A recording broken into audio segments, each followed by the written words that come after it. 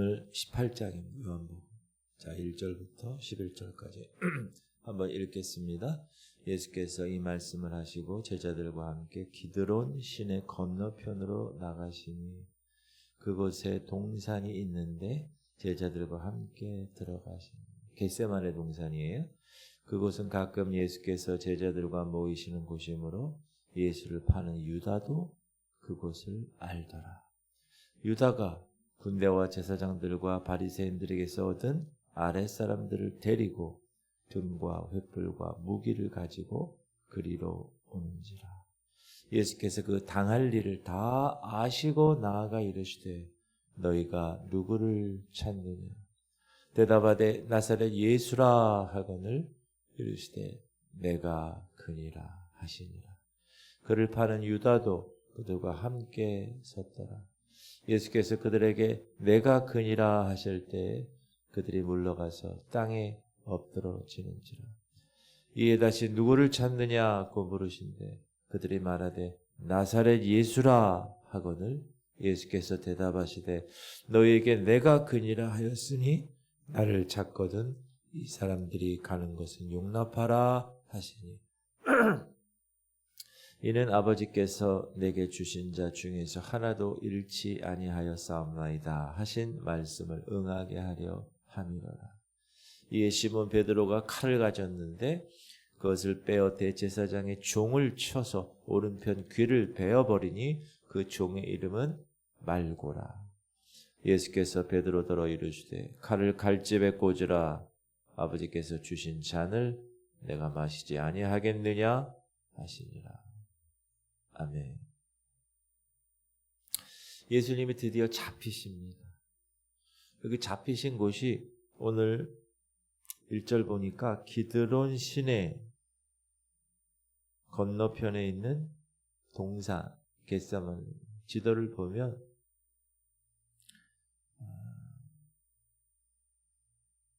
가운데 별표 제가 표시한 게 성전이에요. 성전. 그리고 파란색 밑에가 기드론 골짜기. 거기 물이 흐르는데 빨간색은 골고다 언덕. 지금 노란색이 겟세마네 동산이에요. 그러니까 기드론 골짜기 북쪽에 있죠. 이 겟세마네 동산이라고 보통 이야기하는, 그렇죠?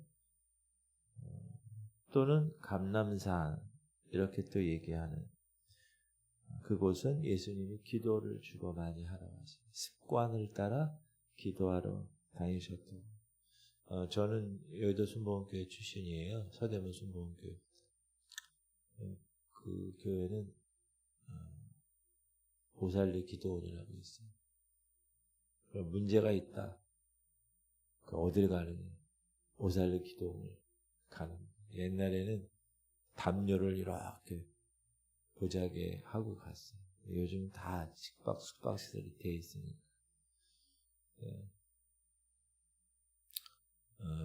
주로 연초에 일주일 정도 기도하러 가서 금식할 때도 있고, 자 거기서 21일 금식도 했지만 그렇게 기도하는 장소가 있어요.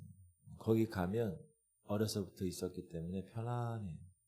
여러분 기도하는 장소 물론 집에서 교회에서 기도하지만 이렇게 예수님처럼 습관을 따라 기도하러 다니셨던 곳이 있으면 얼마나 좋을까, 그렇죠?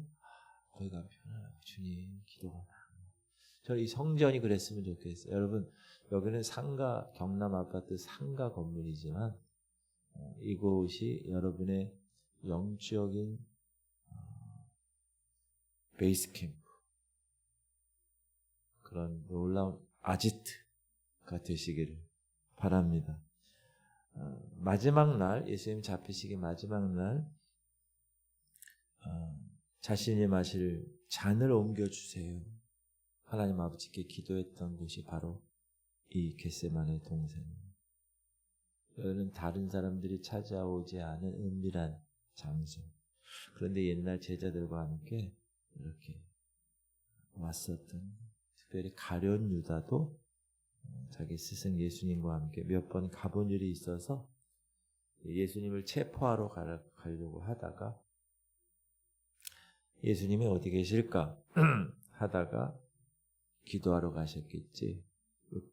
겟세마네 동산으로 가신 거예요.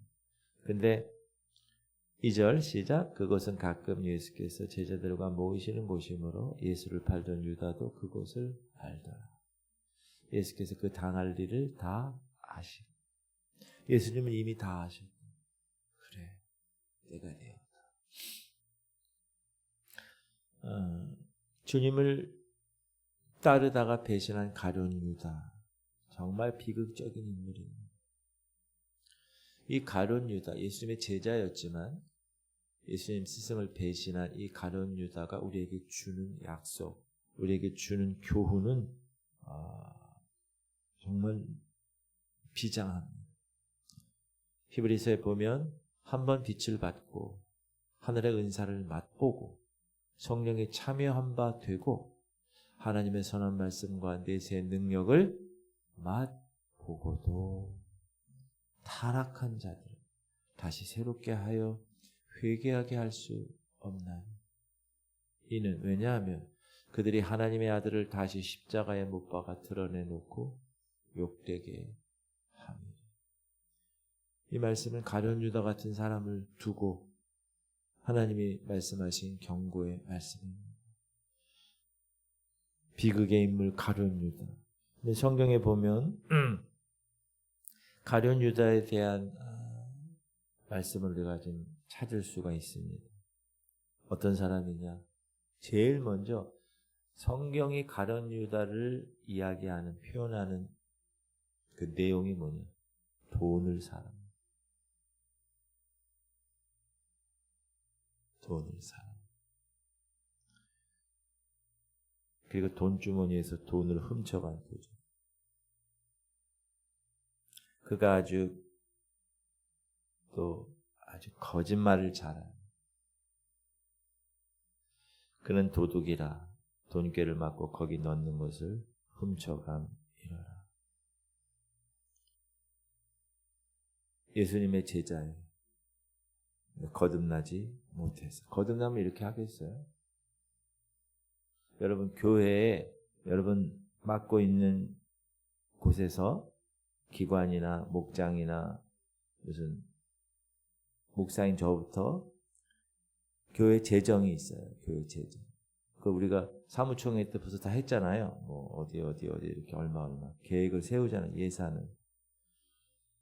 그런데 정말 하나님이 원하는 곳에 하나님이 원하는 금액을 정확하게 해서 정확하게 해야지 성경적입니다. 이게 단 1원이라도 내가 어떻게 해가지고 예를 들면 10개 사서 2개는 내가 in my pocket 하고 8개만 쓰고 그럼 그거 저는 모르죠. 목사님. 그러나 하나님은 어떻게 하시죠?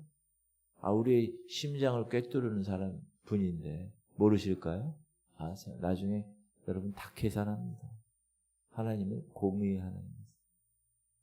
근데 이게 안 되는 경우가 많습니다. 특히 목사가. 이게 안 되는. 교회 돈이 자기 돈으로 생각하는. 그거는 가룟 유다예요. 그건 목사가 아니에요. 가룟 유다라. 근데 의외로 많습니다.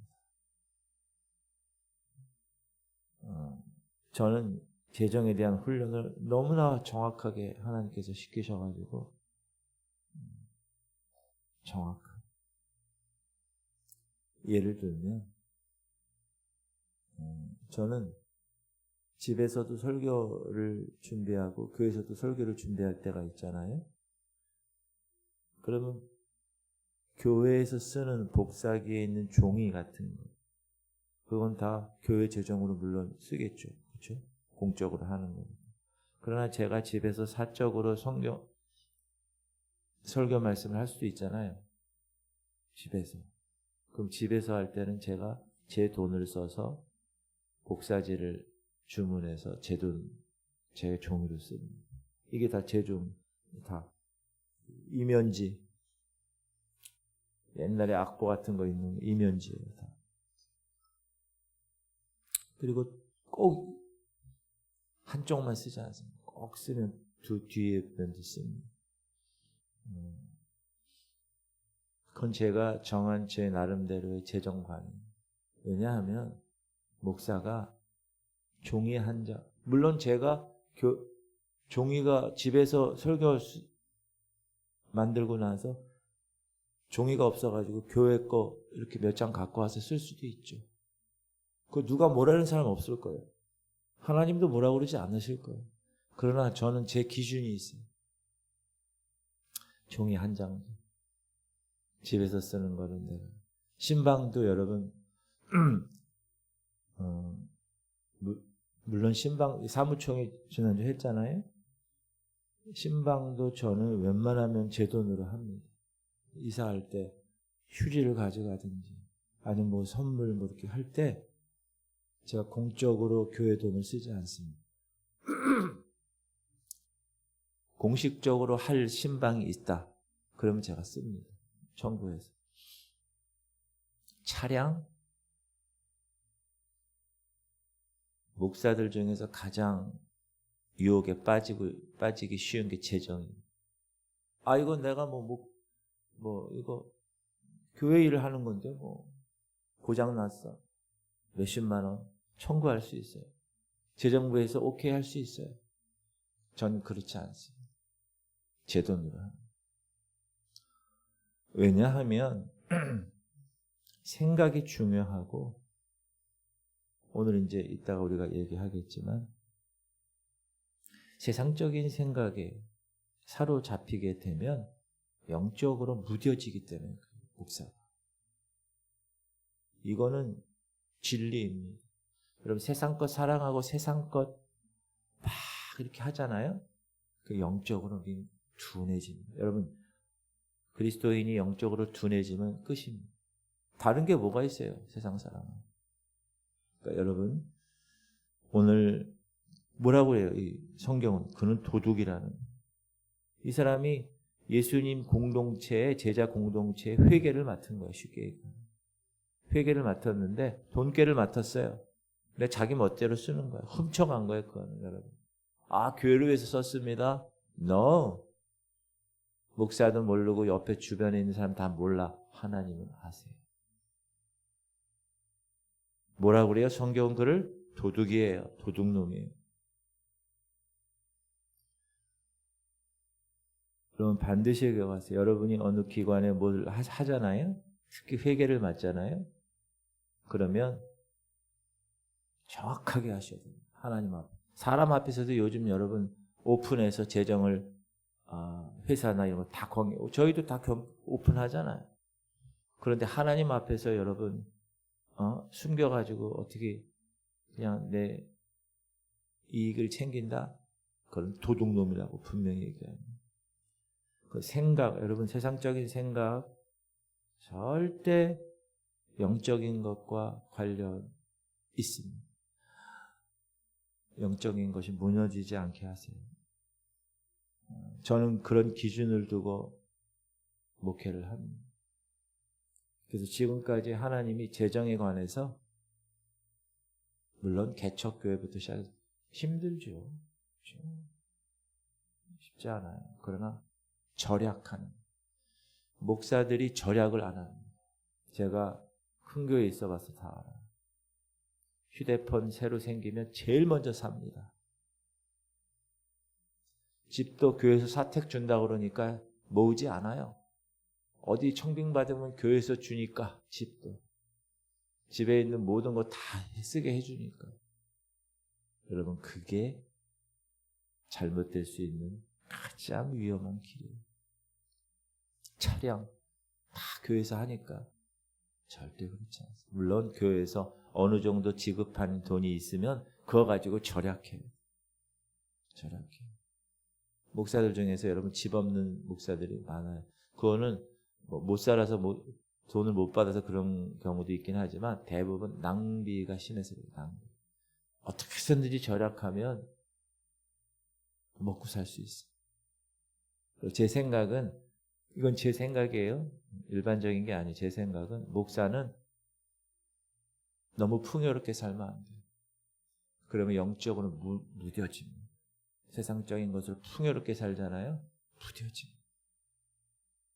그냥 평범하게 사는. 평범. 너무 가난하게 살아도 안 되고 평범하게 신발을 다 떨어질 때까지 신고 옷은 그냥 한번 있으면 계속 입고 단벌 신사하고. 어떤 목사는 매번 옷 막 머리 이렇게 하고 뭐 그냥 그런 목사였어요. 제가 오늘 왜 이 얘기를 하냐? 가룟 유다는 예수님의 제자였다는 사실이에요, 여러분. 12명의 제자 중에 하나였다는 것. 특별히 목사가 돈과 여자에 정확하지 않으면 넘어집니다. 사단이 정확하게 첫 번째 first target 목사예요. 목사 무너지면 다 무너져요, 그 교회가. 그래서 그래요. 그래서 심심치 않게 지금도 계속 보도가 되는 거예요. 무슨 집사랑 어떻게 됐다. 영상 찍어 나오잖아요, 저 총회장. 권사랑 모텔에서 나오는 게 찍어서 장로가 찍어가지고 난리를 피잖아요. 생각을 조심해요. 마귀는 가룟 유다를 딱 보니까 아싸 쾌재를 부릅니다. 왜? 도둑이 돈깨를 맞고 거기 넣는 것을 훔쳐가니까. 여러분 그때 사단이 역사합니다. 유다의 마음에 마귀가 먼저 할 일, 예수를 스승을 팔려는 생각을 넣어줬어요. 마귀가 벌써 시몬의 아들 가룟 유다의 마음에 예수를 팔려는 생각을 넣었더라. 여러분 생각을 조심해요. 이건 내가 해도 될까? 교회에서 항상 그렇게 해왔는데 절대 안 됩니다, 여러분. 여러분 나쁜 거 계속 해왔다고 나도 거기 동참하면 안 돼요. 성경적으로. 하나님 말씀이 이게 어떤 건가? 안 돼! 딱 하실 수 있어야 돼. 생각. 조심해야 돼요. 생각을 통해서 사단이 들어가기 때문에 그래요. 조각을 받아놓고 사단이 그 속에 들어간지. 유다의 마음에 예수를 팔려는 생각을 넣어준 마귀는 이제 자신이 직접 그 유다의 마음에 들어가서 그 일을 진행해 나갑니다.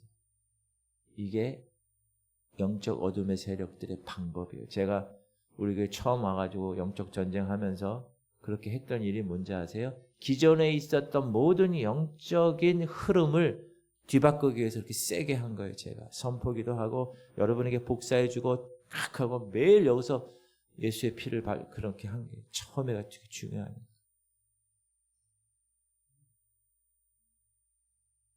가룟 유다를 앞세우고 이제 군대와 제사장들과 바리새인들이 아랫사람을 보냈어요. 등과 횃불과 무기를 가지고 주님께로 가까이 오고 있어요. 유다가 군대와 제사장들과 대제사장들과 바리새인들에게서 얻은 아랫사람들을 데리고 등과 횃불과 무기를 가지고 그리로 오는지라. 그걸 딱 보는 순간 예수님은 자신의 때를 아셨어요. 어떤 때? 십자가를 지셔야 할 그때. 그래서 그들에게 묻죠. 누구를 찾니? 시작. 예수께서 그 당할 일을 다 아시고 나가 이르시되 너희가 누구를 찾느냐? 누굴 찾니? 예수님은 요 때가 이르기 전에는 어떻게 하셨어요? 피하기도 하고 자신을 숨기기도 하셨어요. 왜? 그때는 때가 아니라는. 무슨 때? 고난의 잔을 마실 때, 십자가를 지실 때. 그런데 지금은 때가 되었다. 자기 자신을 드러내신. 누구를 찾느냐는 예수님의 물으심에 그들은 나사렛 예수라고 대답합니다. 왜냐하면 새벽이 아직 날이 새지 않아서 어두워요.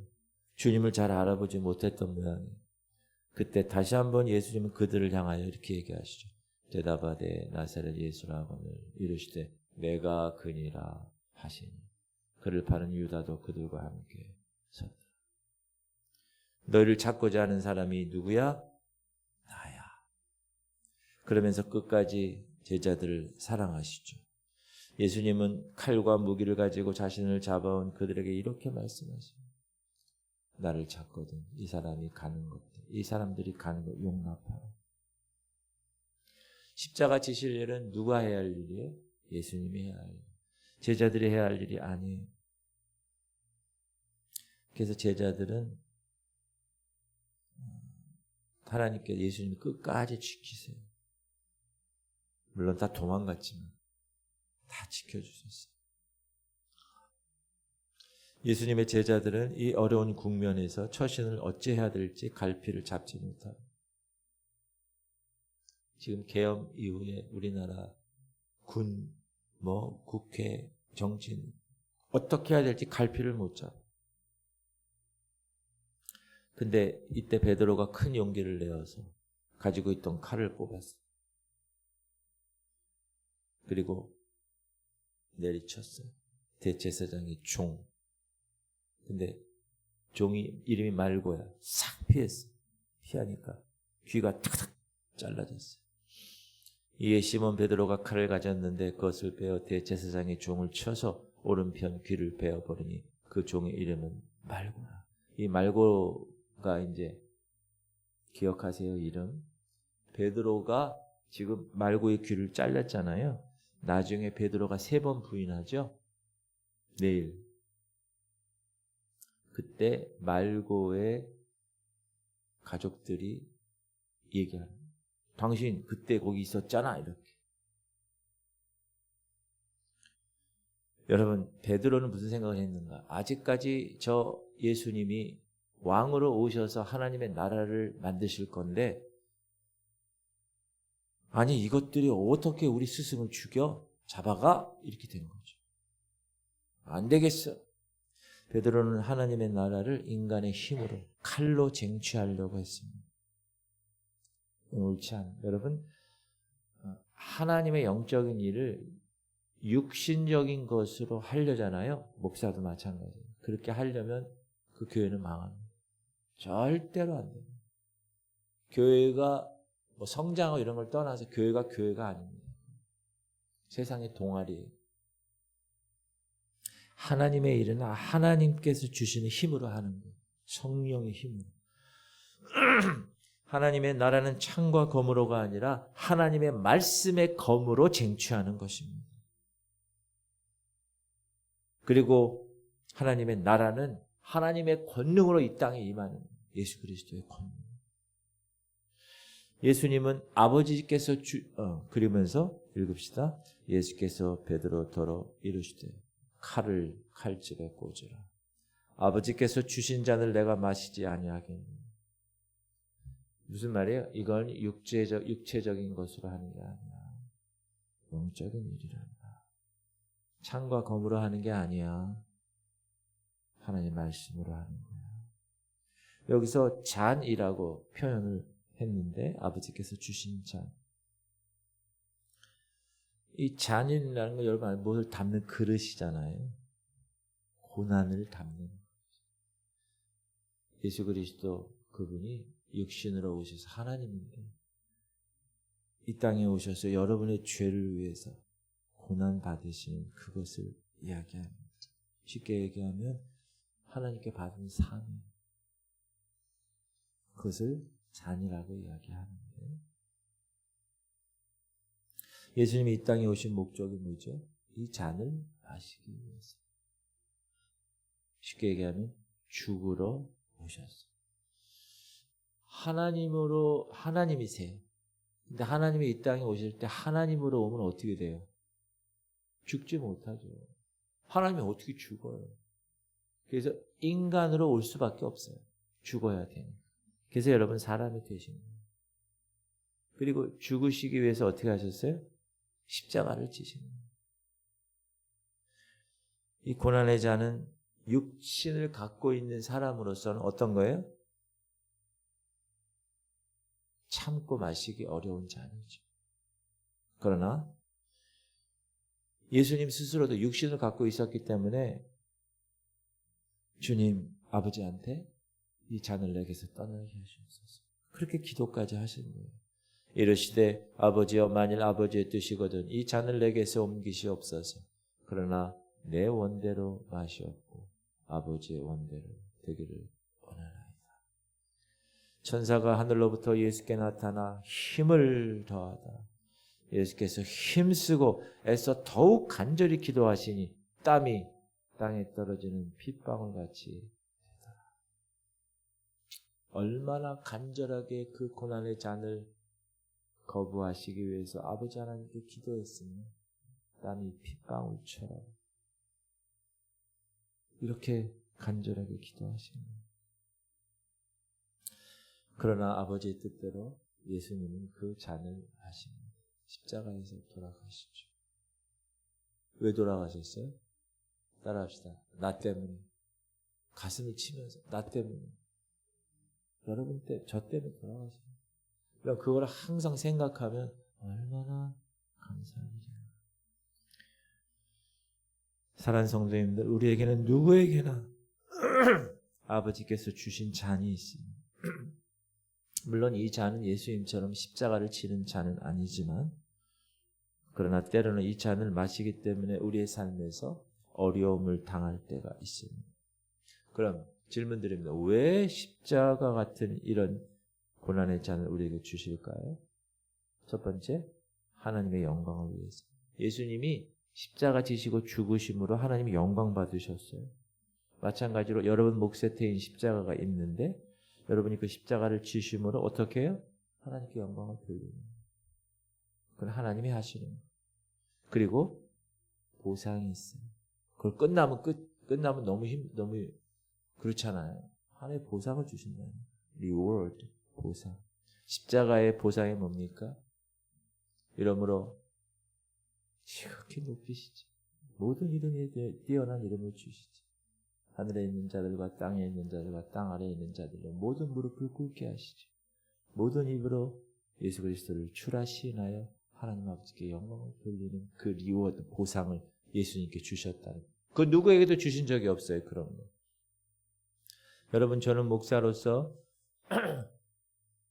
예수님급은 아니지만 고난의 잔을 내 몫에 대인 십자가를 질 때가 있습니다. 그러나 저는 기뻐합니다. 왜? 보상에서. 현재 고난은 장차 우리가 누릴 영광과 좋게 비교할 수 없기에. 그래서 저는 묵묵하게 이 일을 갑니다. 여러분이 저를 왜 기도해 주셔야 됩니다.